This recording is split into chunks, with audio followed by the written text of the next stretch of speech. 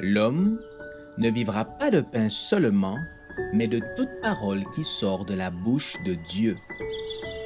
Voici votre moment de méditation quotidienne.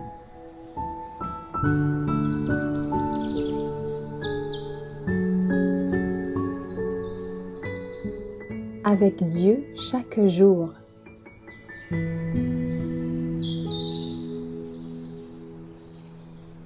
Créé à l'image de Dieu, le 2 mai.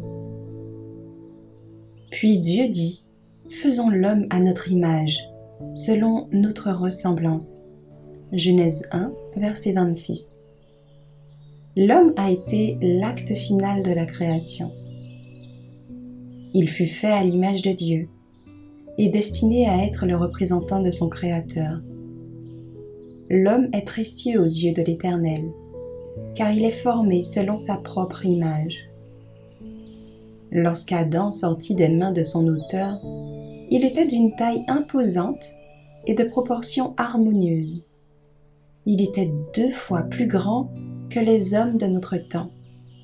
Ses traits représentaient la beauté parfaite. Son teint, ni blanc ni blafard, mais de coloration vermeille, resplendissait de santé. Ève n'était pas aussi grande qu'Adam. Sa tête arrivait un peu en dessous de ses épaules. Elle possédait aussi une allure noble, des proportions idéales et une très grande beauté. L'homme sortit de la main de Dieu aussi parfait physiquement qu'intellectuellement.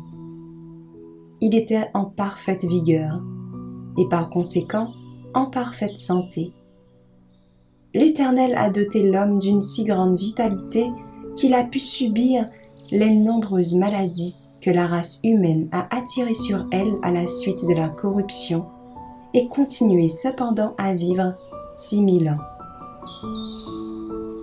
Si Adam n'avait pas été doté à sa création d'une force vitale 20 fois supérieure à celle des hommes actuels, la race humaine, avec son mode d'existence contraire à la loi naturelle, serait éteinte.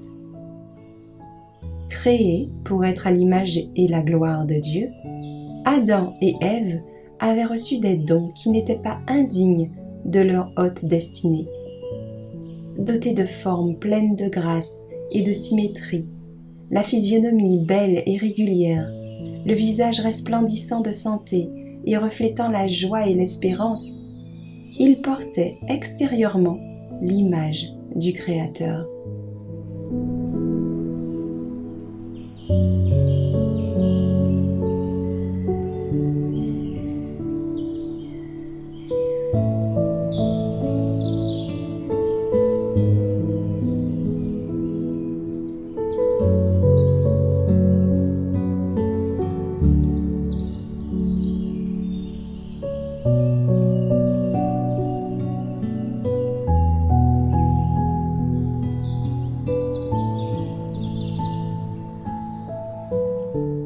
Merci d'avoir écouté cette présentation.